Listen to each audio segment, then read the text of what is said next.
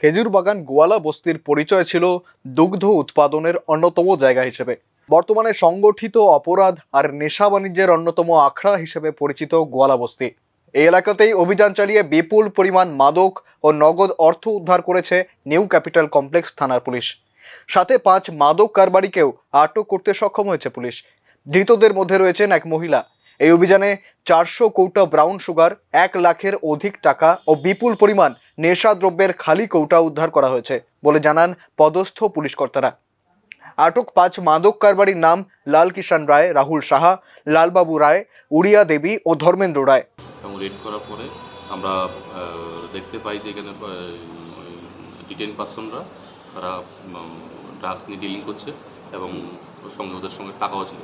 সেই অনুযায়ী ওদের কাছ থেকে আমরা 400 কৌটা ব্রাউন সুগার, 1,25,510 টাকা ক্যাশ, খালি কৌটা 3,000 আমরা সিজ করি এবং আমরা টোটাল 5 জনকে অ্যারেস্ট করি।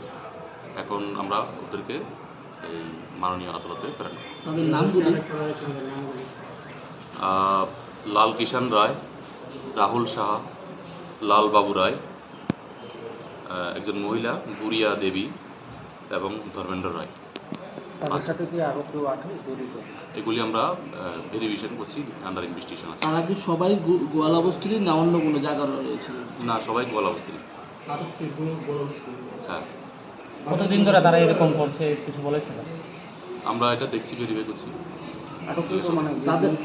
আটককৃত জিনিসগুলির সর্বমোট পরিমাণ হবে প্রায় 3 লক্ষ টাকা। তাদেরকে জিজ্ঞাসাবাদ করে নতুন কারণ নাম এখন অব্দি বেরিয়ে এসেছে কি? এটা আমাদের আন্ডার ইনভেস্টিগেশন আছে, এটা আমরা এখন এস্টাবলিশ করছি না। কখন আপনারা রেডটা করেছিলেন? গতকালকে দুপুর।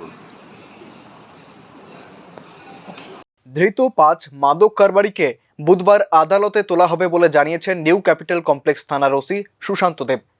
সংগঠিত নেশা চক্রের সঙ্গে আরও কেউ জড়িত আছে কিনা জানার জন্য পুলিশি তদন্ত জারি থাকবে বলে পুলিশের বক্তব্য। এর আগেও বিভিন্নবার গোয়ালা বস্তি এলাকা থেকে উদ্ধার করা হয়েছে মাদক অস্ত্র। পুলিশের হাতে ধরা পড়েছে বেশ কয়েকজন কুখ্যাত অপরাধী। তবে তাই বলে বন্ধ হয়নি অপরাধের সাম্রাজ্য। আগামী দিনে সক্রিয় পুলিশ অপারেশনের মাধ্যমেই অপরাধীর আখড়া থেকে নিরাপদ জায়গায় ফিরতে পারবে গোয়ালা বস্তি এলাকা। Bureau report, news now.